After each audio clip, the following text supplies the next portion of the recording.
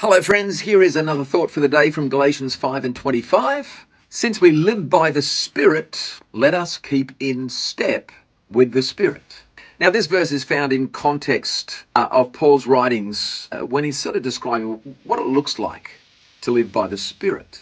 Because that phrase is actually the key to making the whole of the Christian life and the whole of the Christian walk actually work and make sense.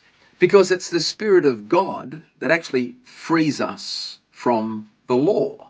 In that, the Holy Spirit within us actually complies 100% with the law of God.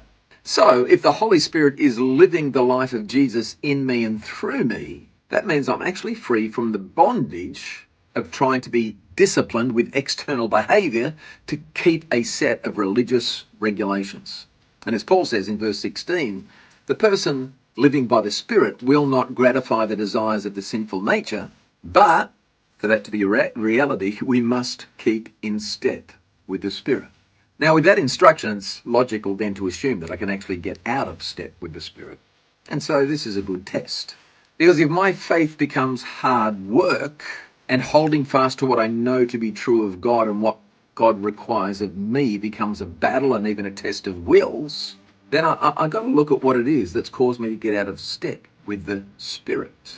Because again, the Holy Spirit takes the hard work out of this. It's not religious discipline, it's an inner transformation. If I'm in step with the Spirit, then his transformational work in my life is reflected in my words, my actions, my deeds, and my thoughts, and even my motivations. And that then should bring about a natural reflection of God's character. So it's not about my self-discipline. And so I've got to make a priority of the things that cause me to actually keep in step with the Spirit.